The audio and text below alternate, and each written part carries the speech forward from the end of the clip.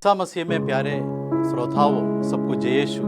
स्लीहा काल के तीसरा इतवार में हम प्रवेश करते हैं। स्लीहा काल हमारे लिए प्रभु ईसा मसीह का सच्चा शिष्य बनने का बुलाहट का समय। शिष्य लोग पवित्र आत्मा से पूरित होकर यीशु के साक्षी बनने के लिए और उनके आदेश लेकर अधिकार के साथ सेवा शुश्रूषा करने के लिए भेजा गया है। अभी स्कूल शुरू होने की तैयारी में है। माँ बाप अपने बच्चों को स्कूल भेजने के लिए एक विशेष उद्देश्य है। अपने बच्चे अच्छा शिक्षा प्राप्त होने के लिए और मूल्याधिष्ठित ज्ञान प्राप्त होने के लिए उनको स्कूल भेजते हैं। अभी गाँव जाने से हमें देख सकते हैं कि इतनी कठिन धूप में भी किसान लोग अपनी खेती तैयारी करते हैं। उन्हें एक उद्देश्य है कि बीज बोना है और अच्छा फसल निकालना है, और उन्हें मालूम है कि मेहनत करने से अच्छा फसल मिलता है, आलसी रहने से फल भी वैसी रहेंगे। आज के पवित्र वचन भी हमें यह संदेश देते हैं कि हम सब विशेष उद्देश्य के साथ भेजे गए लोग। आज का पहला पाठ निर्गमन ग्रंथ से लिया हुआ है, अध्याय 23 वाक्य 20 से 26 तक। प्रतिज्ञा देश की यात्रा में इस्राएली लोग ईश्वर के वादा के बारे में बताया गया है। मैं एक दूत को तुम्हारे आगे भेजता हूँ, वह रास्ते में तुम्हारी रक्षा करेगा और तुम्हें उस स्थान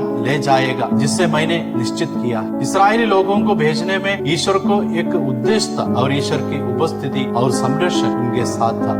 दूसरा पाठ योना नबी के ग्रंथ अध्याय 4 वाक्य 1 से 11 तक है। योना नबी निनवे निवासियों को पश्चाताप में लाने के लिए भेजे गए नबी है, लेकिन आलसी होकर इस उद्देश्य को तिरस्कृत किया और तर्शीश नगर भागने के लिए कोशिश करते हैं। लेकिन ईश्वर उन्हें 3 दिन मच्छे के पेड़ में रहकर निनवे नगर में लाते हैं और योना नबी ने पश्चाताप और उपवास करने का आदेश लोगों को देते हैं। निनवे के लोग प्रभु के बात पर विश्वास किया और पश्चाताप किया। ईश्वर ने देखा कि उन्होंने कुकर्म छोड़ दिया है तो वह द्रवित हो गया और उसने जिस विपत्ति की धमकी दी थी उसे उन पर नहीं आने दिया। योना को यह बात बहुत बुरी लगी। वह क्रुद्ध हो गया और कहा, मैं जानता था कि तू करुणामय और दयालु ईश्वर है, देर से क्रोध करने वाला और अनुग्रह का धनी और दंड देने का अनिश्चक। लड़ने वाला योना से ईश्वर पूछते हैं कि क्या तुम्हारा क्रोध उचित है? योना नगर के पूर्व में बैठ गया, अपने लिए एक छप्पर छा लिया,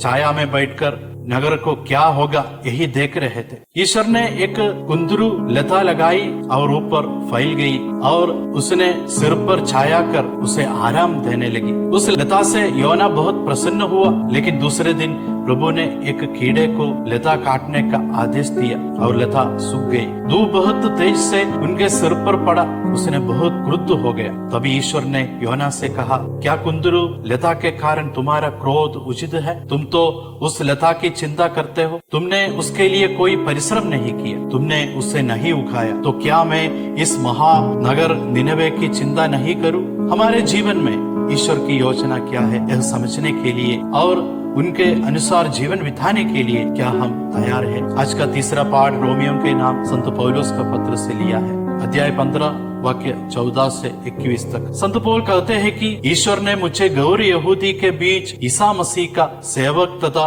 ईश्वर का सुसमाचार का पुरोहित होने का वरदान दिया है, जिससे गैर यहूदी पवित्र आत्मा द्वारा पवित्र किए जाने के बाद ईश्वर को अर्पित और सुग्राह्य हो जाए। और संत पौलुस कहते हैं कि इसमें उसने विजय प्राप्त किया है। वे कहते हैं कि मसीह ने गैर यहूदियों को विश्वास के अधीन करने के लिए मेरे द्वारा वचन और कर्म से, शक्तिशाली चिन्हों और चमत्कारों से और आत्मा से सामर्थ्य से संपन्न किया है। आज का सुसमाचार पाठ लूकस के सुसमाचार अध्याय 9 वाक्य 1 से 6 तक। इसमें 12 शिष्यों को प्रेषण के बारे में हम देखते हैं। यीशु अपने शिष्यों को एक विशेष उद्देश्य पूरी करने के लिए भेजते हैं, स्वर्ग राज की घोषणा करने के लिए, रोगियों को चंगाई करने के लिए, अबदूतों को निकालने के लिए।